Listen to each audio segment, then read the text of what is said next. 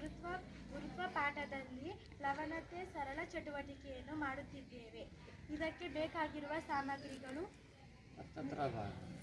ಗಾಜಿನ ತೊಟ್ಟಿ, ನೀರು, ವಾಚ್ ಗ್ಲಾಸ್, ಚೌಕಾಕೃತಿ, ಮೊಳೆಗಳು, ಕಲ್ಲುಗಳು.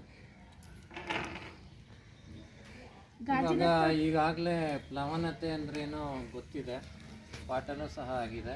ಆ ಚಟುವಟಿಕೆ ಯಾವ ರೀತಿ ಮಾಡ್ತಾರೆ ಅಂತ ನೋಡ್ಕೊಂಡು ಏನು ಮಾಡ್ತಿದ್ದಾರೆ ಅದು ಹೇಳ್ತಾರೆ. ಈಗ ನಾವು ವಾಯ್ಸ್ ಜೋರು ಇರುತ್ತೆ.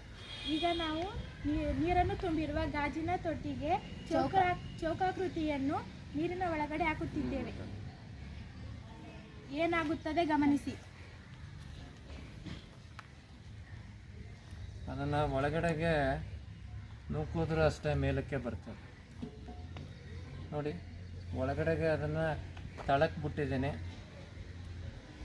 ಆದರೂ ಮೇಲಕ್ಕೆ ಬಂತು. ಕಾರಣ ಏನು? ಯಾರು ಹೇಳ್ತೀರಾ? ಈ ಚೌಕಾಕೃತಿ ವಸ್ತುವಿಗೆ ಸಾಂದ್ರತೆ ಮತ್ತು ಕೆಳಮುಖ ಬಲ ಕಡಿಮೆಯಾಗಿದೆ, ಆದ್ದರಿಂದ ಈ ವಸ್ತುವು ತೇಲುತ್ತದೆ. ವಸ್ತುವಿನ ಸಾಂದ್ರತೆ ಮತ್ತು ಹಿಂಗೆ ಕೆಳಗಡೆ ಇಟ್ಟಂಥ ಸಂದರ್ಭದಲ್ಲಿ ಕೆಳಮುಖ ಬಲ ಎರಡೂ ಸಹ ಏನಾಗಿದೆ? ಕಡಿಮೆ ಇದೆ. ನೀರಿನ ಮೇಲ್ಮುಖ ಬಲ ಏನಾಗಿದೆ? ಜಾಸ್ತಿ ಇದೆ. ಈ ಕಾರಣದಿಂದ ಇದು ತೇಲ್ತಾ ಇದೆ. ಈಗ ಇನ್ನೊಂದು ವಸ್ತುವನ್ನು ಹಾಕ್ತಾಳೆ. ಇದು ವಾಚ್ ಗ್ಲಾಸ್. ಈಗ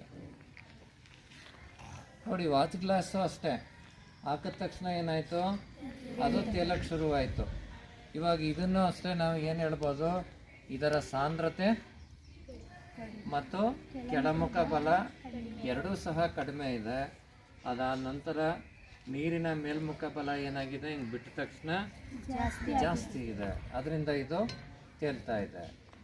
ಇದೇ ಒಂದು ಅನ್ವಯವನ್ನು ಹಡಗು ಮತ್ತು ದೋಣಿ ಓಡಿಸೋದಕ್ಕೆ ಸಹ ಇದನ್ನು ಬಳಸ್ತಾ ಇದ್ದಾರೆ. ಈಗ ನೆಕ್ಸ್ಟ್, ಕಲ್ಲು ಹಾಕಿದ ತಕ್ಷಣ ಮುಳುಗೋಗ್ಬಿಡ್ತು, ಟೈಮೇ ತಗೊಳ್ಳಿಲ್ಲ. ಮೊಳೆನೂ ಅಷ್ಟೇ ಮುಳುಗೋಯ್ತು. ಇದಕ್ಕೆ ಕಾರಣ ಏನು? ಕಬ್ಬಿಣ ಮತ್ತು ಕಲ್ಲಿನ ಸಾಂದ್ರತೆ ಮತ್ತು ಕೆಳಮುಖ ಬಲವು ಜಾಸ್ತಿ ಆಗಿರುತ್ತದೆ. ಈಗ ಮೊಳೆ ಒಳಗಡೆಗೆ ಹಾಕಿದಂಥ ಸಂದರ್ಭದಲ್ಲಿ ಯಾಕೆ ಮುಳುಗೋಯ್ತು ಅಂದರೆ, ಇದರ ಒಂದು ಸಾಂದ್ರತೆ ಅಂದರೆ ತೂಕ, ಆಮೇಲೆ ಅದರ ಒಂದು ಕೆಳಮುಖ ಬಲ ಏನಾಗಿದೆ? ಜಾಸ್ತಿ ಇದೆ. ಹಿಂಗೆ ಹಾಕಿದ ತಕ್ಷಣ ಏನಾಯಿತು? ನೀರಿನ ಮೇಲ್ಮುಖ ಬಲ ಕಡಿಮೆ ಇರೋದ್ರಿಂದ ಇದ್ರದ್ದು ಜಾಸ್ತಿ ಇರೋದ್ರಿಂದ ಇದರ ಸಾಂದ್ರತೆ ವಂದನೆಗಳನ್ನು